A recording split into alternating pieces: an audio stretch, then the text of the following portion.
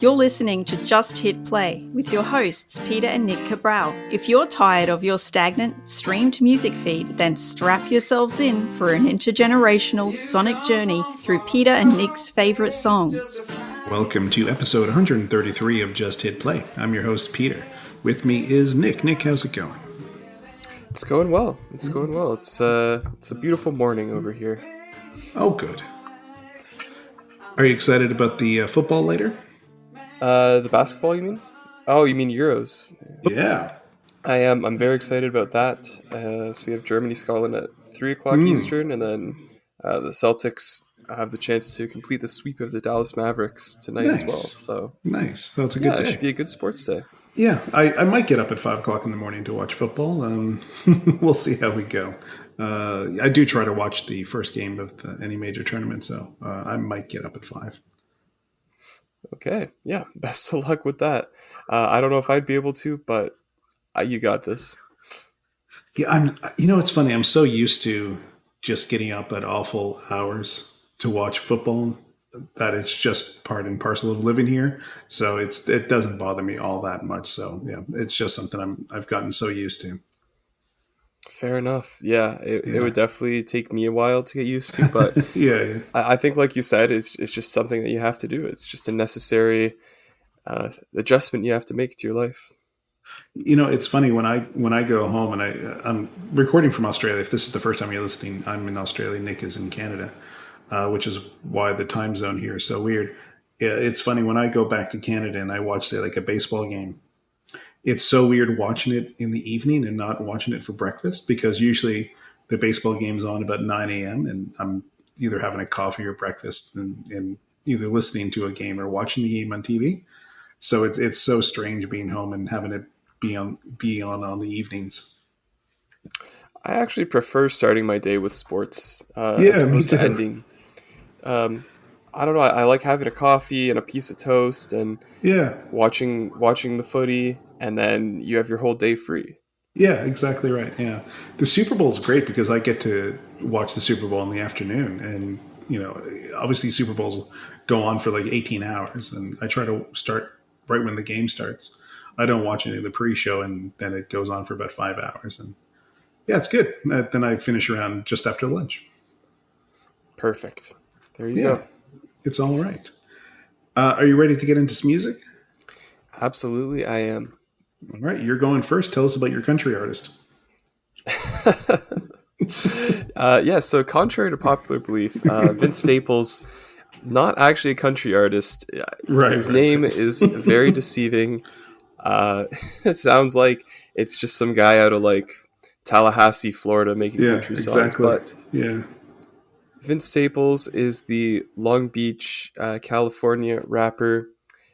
We've featured him on the podcast before. He is definitely a favorite of mine. I really enjoy Vince Staples, and I have basically his whole career.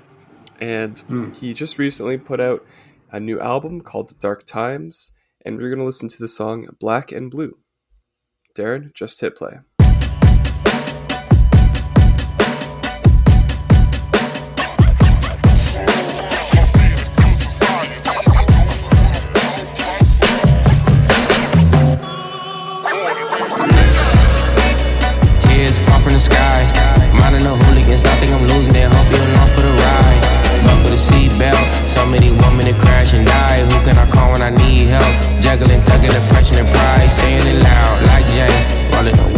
All right.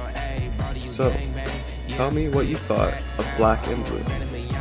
Yeah, of the two songs that I've listened to, what was the other one? North. I do like North better because it's a little bit more.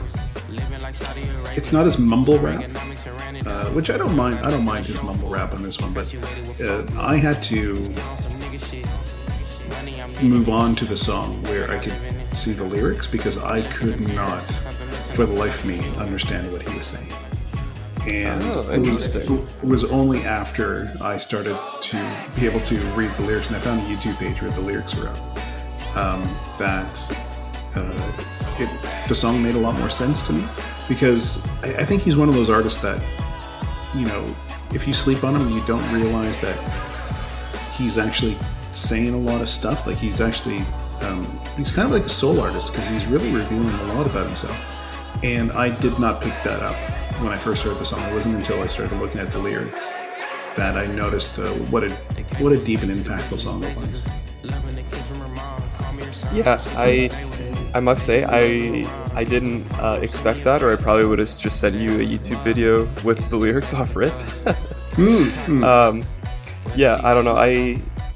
Maybe just because I'm so used to listening to him that it didn't bother me, or I didn't have a problem with it. But I'm glad you eventually got to the lyrics because I think you're absolutely right that if you sleep on Vince Staples, you're gonna miss out on a lot. A lot of people, I find, don't really think of him as a lyrical, conscious rapper for whatever reason, but he really is, and that's sort of why I wanted to go with this song.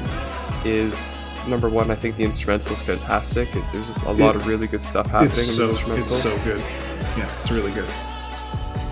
And then on top of that is like a really like candid, personal song where he's like bearing his soul, really. Yeah, it's funny. I never thought that, especially from someone so young like Vince Staples, where there would be a line about Reagan economics in a hip hop song. That surprised me when he mentions Reaganomics. I was not expecting that to be in a hip hop song. Yeah, and I really love the part about like the Thug Mansion Tupac reference. Yeah. Like I thought that was great. Yeah. Again, also a little bit before his time.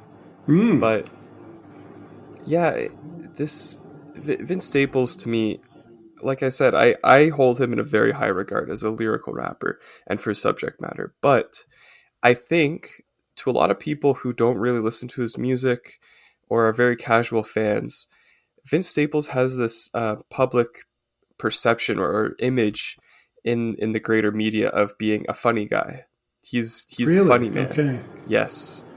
When he's on podcasts or YouTube videos or interviews, like he's always like making quips and like making jokes. Right. Okay. He has a very like dry observational sense of humor. Like you can tell he's someone who just is constantly looking at the world around him and thinking of it.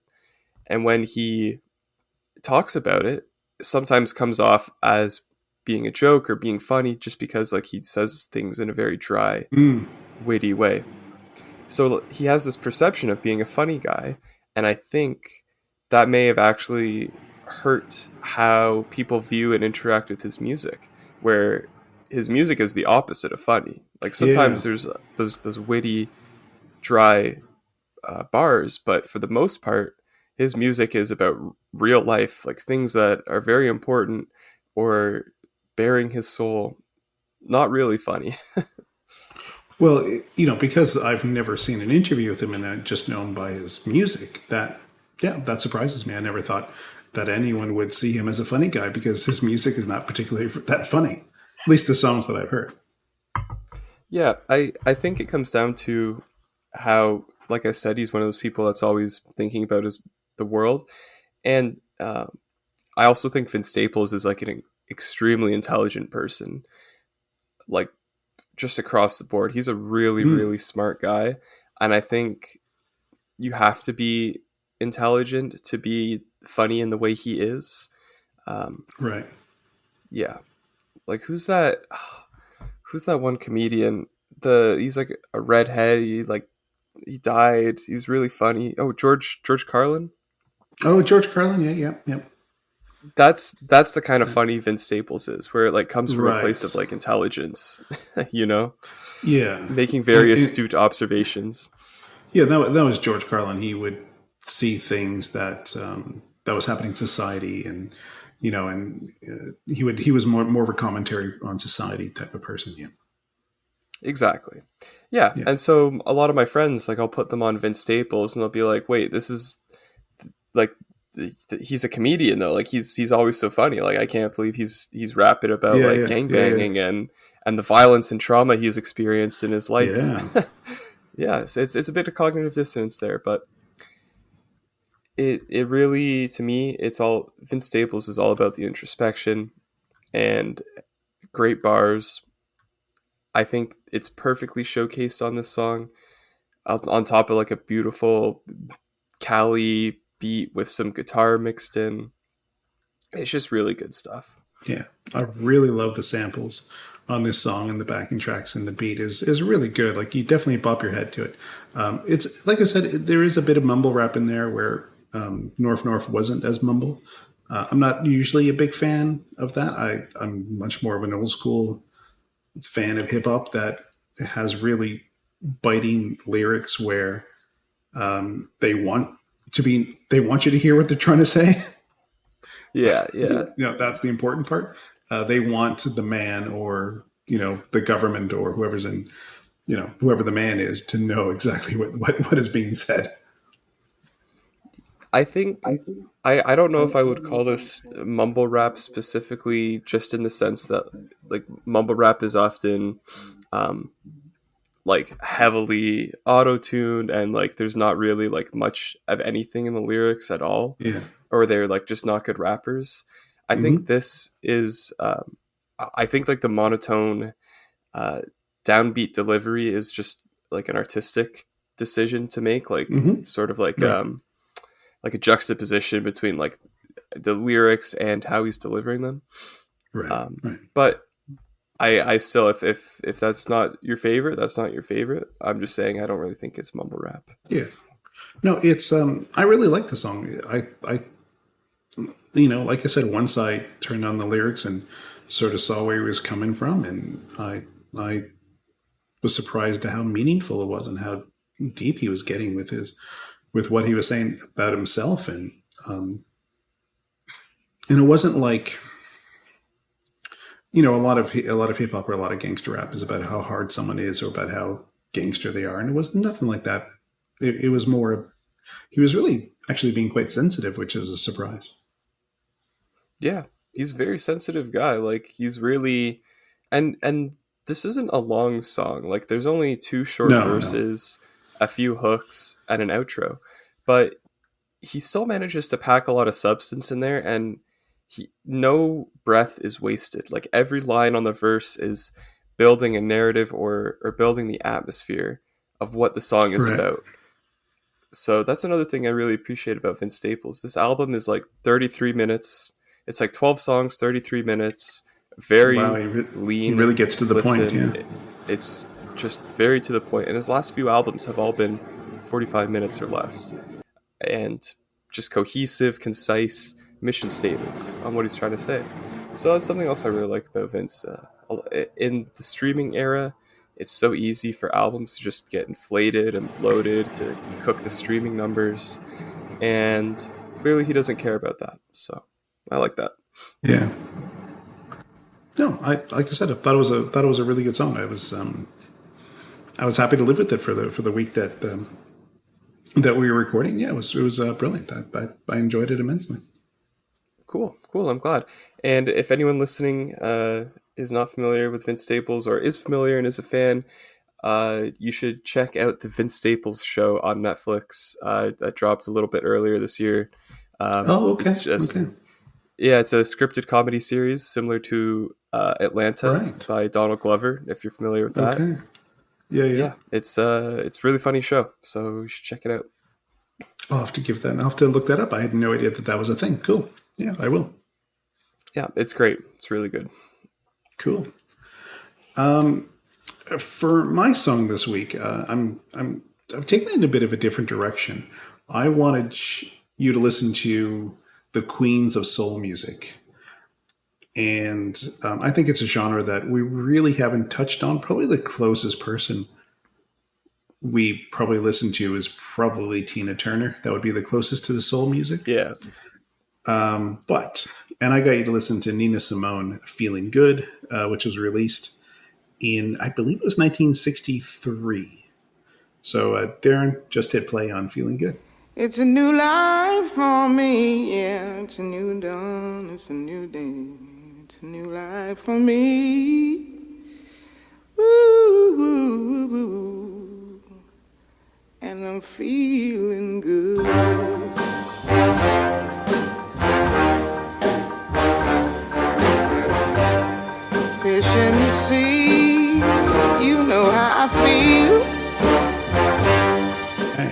So, what were your thoughts about Nina Simone and Feeling Good? So, I'll just say from the jump, I was really excited to listen to this song because with Nina Simone, and I'm sure many of the artists that we're going to listen to for the Queens of Soul month, I've heard of these people a lot. Like, I've heard their names in songs. Like, a lot of hip-hop artists like to shout out like these old soul singers, and so I've always known of Nina Simone.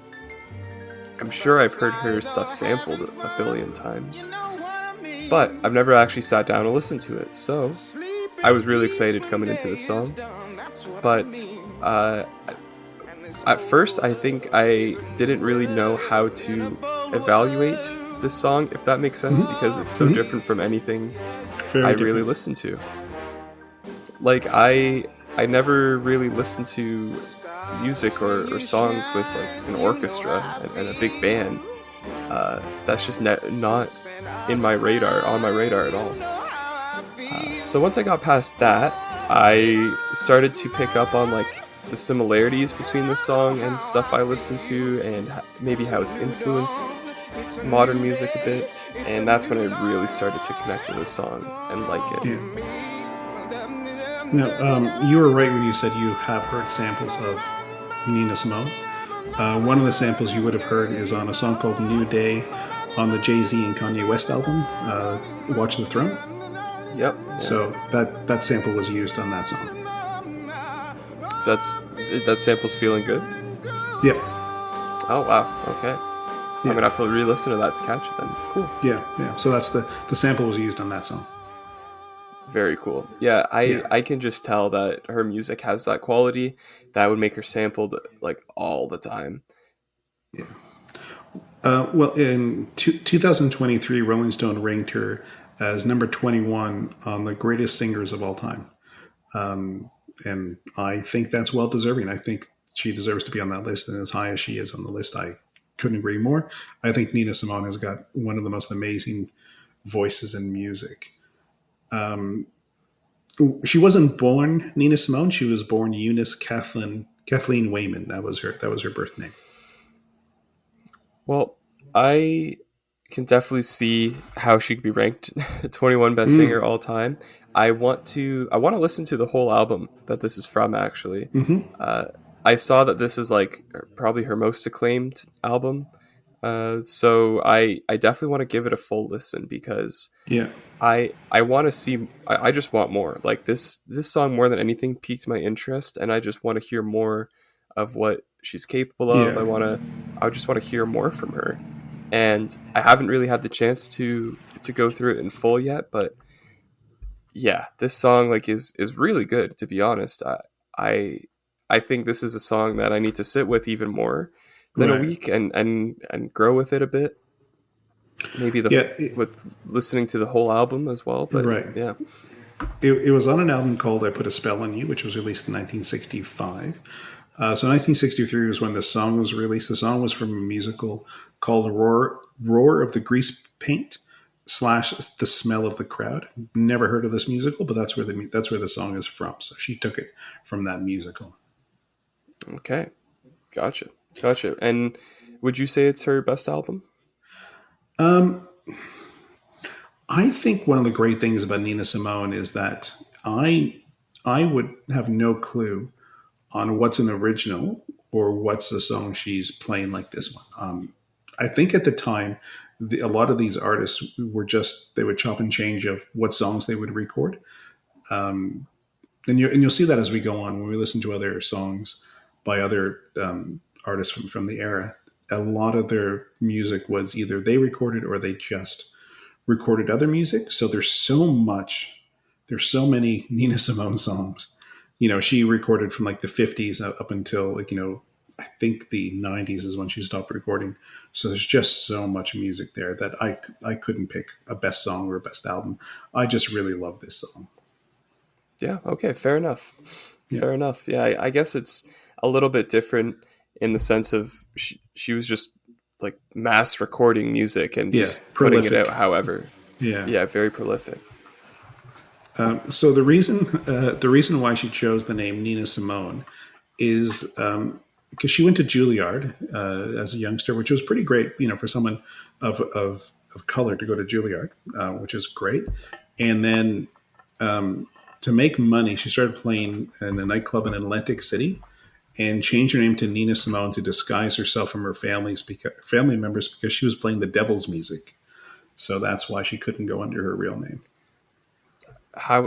What is the devil's music? Like, what does that entail? Jazz, blues. If you come from a religious family, I guess that's the devil's music. Okay. Yeah. Okay. Just to put in some perspective, her first recital was when she was 12, and her parents had taken seats in the front row, and they had to move to the back of the hall to make room for white people. So that's the era that we're in, where you had to sit at the back of the bus or you had to give up your seat for white people. That's the era that we're in, and a lot of the soul music that we're going to listen to is connected so deeply to the civil rights movement that will just come up and come up and come up as we go on for the month. Okay, that's awesome.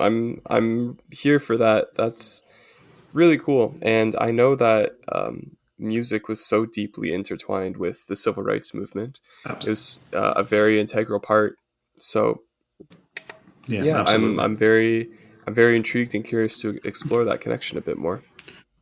Yeah, when I was doing some research into Nina Simone, obviously I knew she was part of the civil rights movement, but she leaned more towards the Malcolm X side of things, which was more of a Black nationalism of violent revolution than Martin Luther King's non-violent approach. So she was definitely in the Malcolm X camp rather than Martin Luther King camp.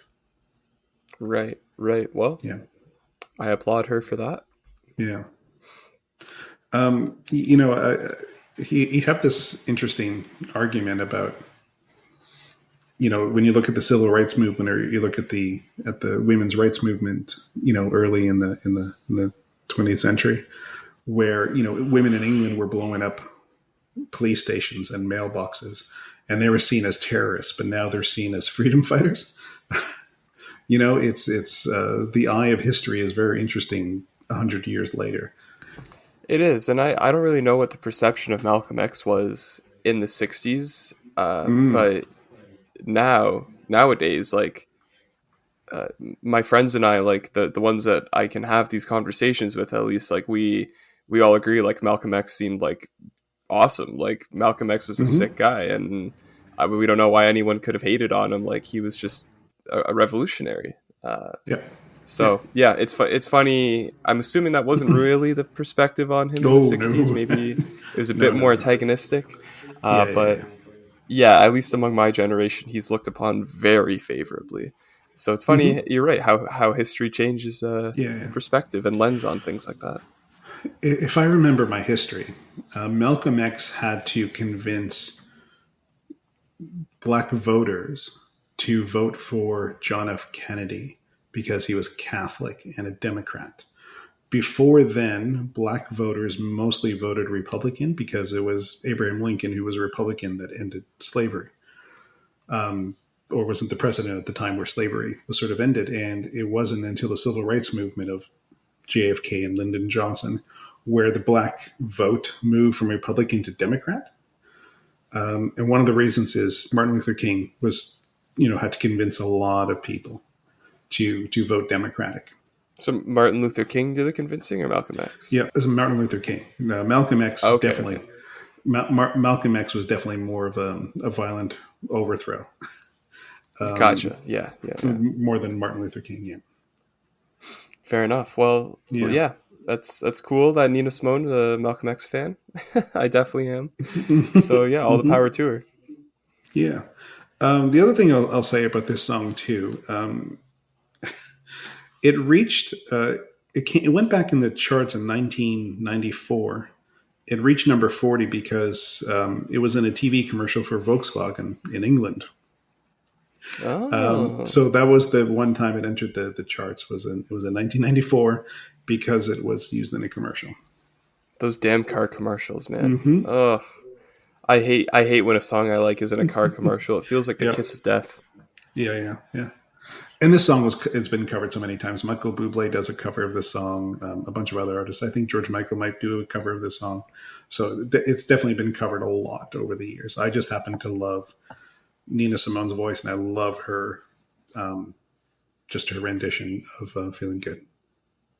So at the end of the song, is she like scatting? Is that what that is? Mm-hmm. Yep, she's a jazz Okay, vocalist. I Yeah. wasn't sure if that's what that's called, when she's just sort of making sounds like obviously like melodic and rhythmic sounds, but Mm-hmm. uh, I wasn't sure if that was scatting or if that was something else. Yeah, apparently that was something she had to do when she was playing the devil's music to make some money. She had to learn how to sing as a jazz vocalist because that's what people wanted to hear more of the time. And just to, when I said how prolific she was as an artist, between 1958 and 1974, she released 40 albums. Holy So, shit! which is why when you ask me, is this her best album? I don't know. Maybe, yeah. The only inkling I had that this might be her best album was Mm. I listen on Apple Music, and since they Mm-hmm. did that 100 best album Right, list, right, they right. like flag all the albums that are on the list, and this was flagged as being on the list. So that's Yeah, why I yeah. said maybe it's one of her best albums. Mm.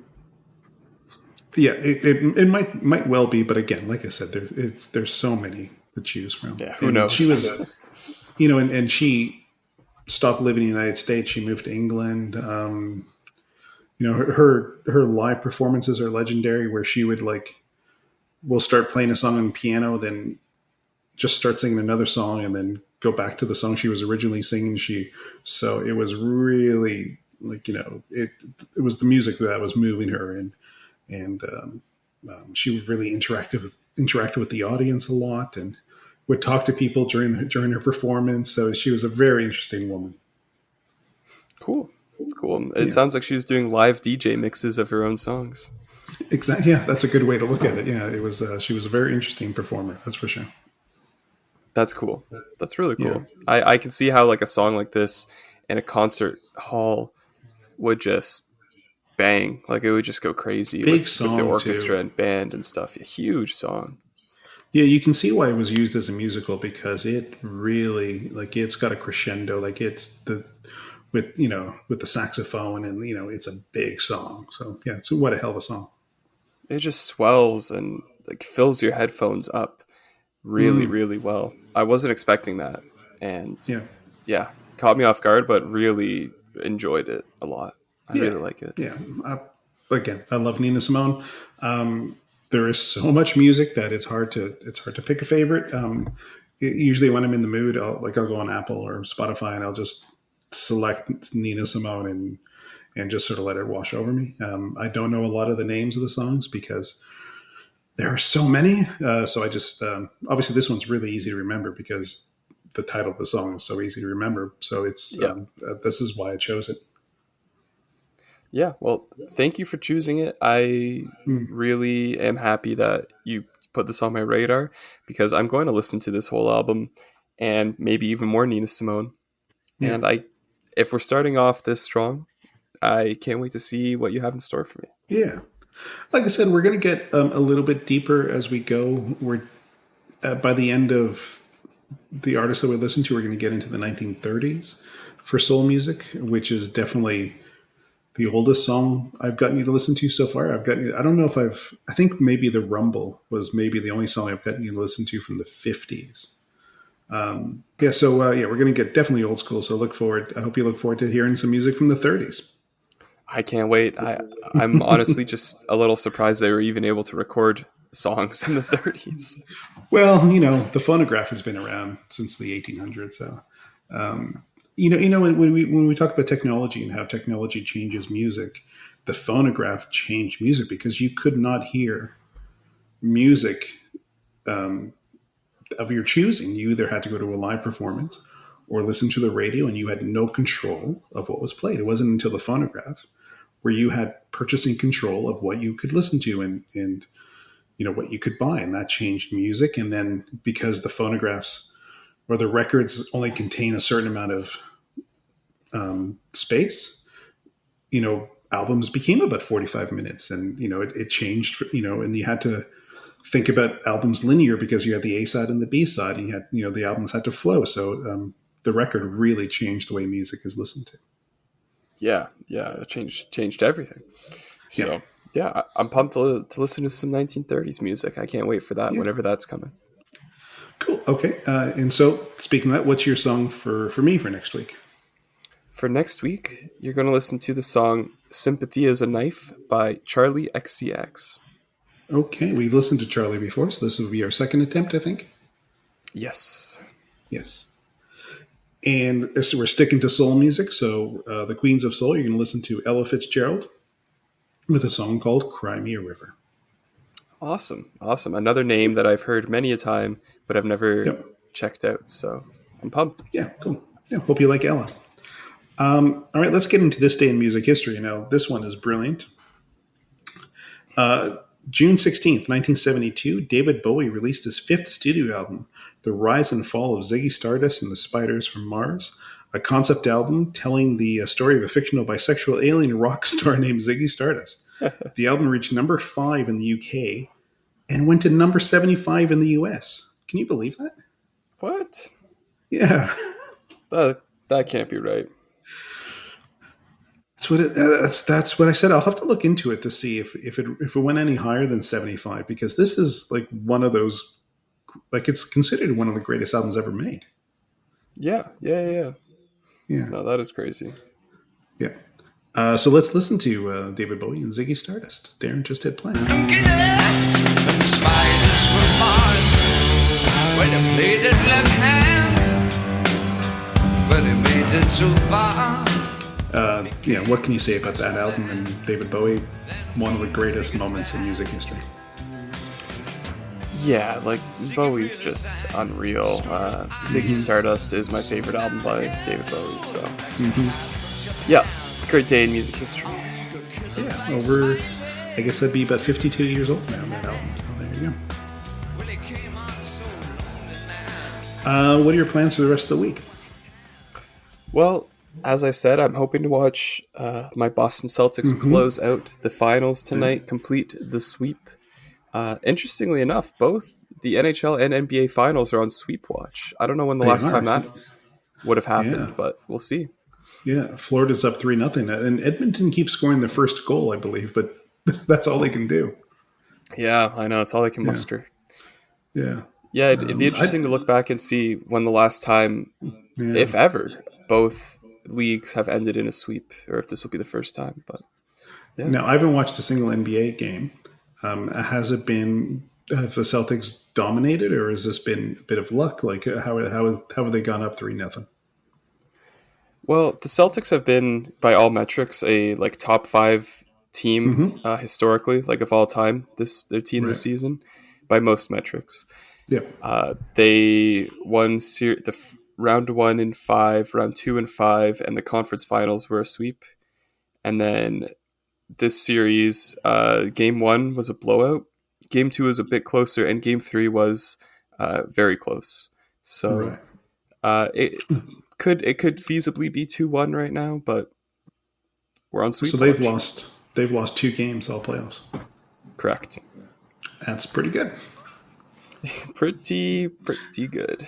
Pretty good. That's a good player from. Yeah, it's been a lot of fun to watch, and they were in the fight. We lost the Golden State Warriors 2 years ago in the finals, and that was a heartbreaker for me. So this has been very cathartic. Yeah, and that was probably a resurgence for the Golden State Warriors. Maybe they'll never be able to do again, because they're getting older, obviously, and they dominated for those 3-4 years. So that could be it for the Golden State Warriors. I think it will be. Yeah, Curry is past his prime. Clay is done, and Draymond Green. Well, he can't even stay not suspended. He can't even stay on the court. So exactly. I think that dynasty is dead and buried. Good riddance. Well, let's see how long the Celtics can keep theirs going. 2 finals in 2 years, and on the verge of a championship. That's a pretty good team. Yeah, sure is. So then, like I said, I'll be watching that tonight, and then celebrating Father's Day weekend this weekend. So I'm just hanging out is with it my Father's dad. Day there? Okay, cool. Yeah. Well, happy Father's Day to all the dads. Actually, all the this dads will out come there. out on Father's Day. On Father's Day, yeah. So, yeah, happy Yes, Father's so- Day, everyone. Happy Father's Day. It's not Father's Day here in Australia. I think Father's Day is in September here. I can't remember. I'm away next week. I'm in Sydney from Thursday to Saturday. So we might have try to find a time to record during the week if we can. Because, I'll definitely be away for a few days. So we're going to have to try to find something off air when we can record. Okay, sounds good. Yeah. All right. We have an interesting independent artist this week. The band is called For the Sake of Brevity, and the song is called Ouroboros. Don't take it personally. Now, they reached out to me and they sent me their bio, and I love this bio. So I'm going to try to read it without making any mistakes. Okay, here we go. The EP from Lithuanian folk punk outfit For the Sake of Brevity is a quarter-life crisis put to tape, made by and for those who just happen to be going through their current age of their late teens to early 20s. Based on the strange story surrounding 19th century French artist Jean-François Millet's painting, The Angelus, the EP of the same name is 5 tracks and 12 minutes of struggling with the weight of wasted time, squandered potential, and things beyond our control. But resolving to make most of what we have in this life, less of a victory speech, more of a battle cry. How cool is that, huh? Very cool. Very Yeah, cool. I like so- that. Yeah, I don't think we've ever played any Lithuanian folk punk music before. So, I'm looking forward to it. Let's do it.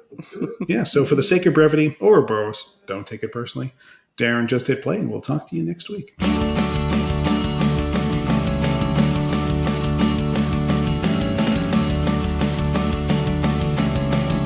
I spend these nights staring at myself in the reflection of my bedroom window, wondering if my hair is falling out or if I'm gonna die alone. And the sun hides behind a high-rise bleeding gold as I walk past this intersection. Light comes pouring out the sides and I think about when it might explode.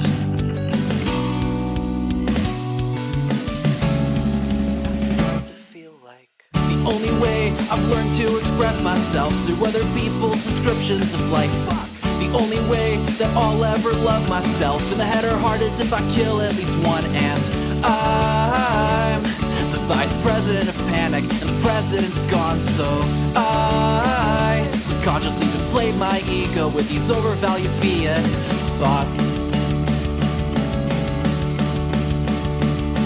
I feel the sea level rising and my pockets filling up with rocks as my head fills with thoughts of how I'm wasting the silver platter life and failing everyone. And I stand on top of this overpass past midnight watching cars go by, convinced it means something more when the tears in my eyes place halos around the street lights. And the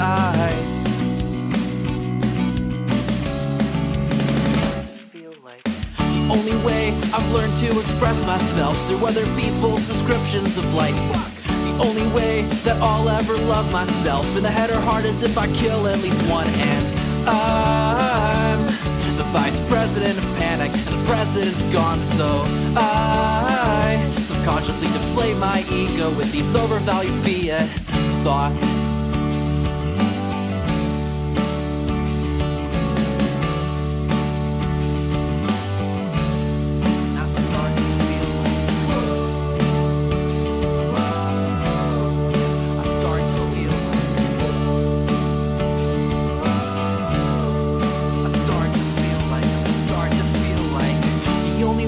I've learned to express myself through other people's descriptions of life, and the only way that I'll ever love myself in the head or heart is if I kill at least one. And I'm the vice president of panic and the president's gone, so I subconsciously deflate my ego with these overvalued fiat thoughts.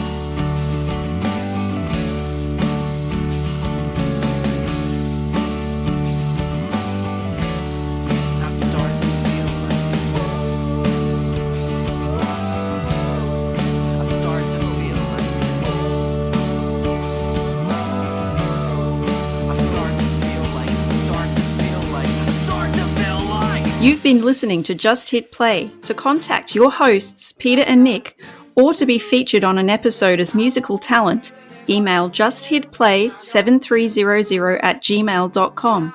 Keep up to date with news and announcements by following on Instagram and Facebook, linked in the show notes. Subscribe on your favourite podcatcher to tune in next week for more sonic delights.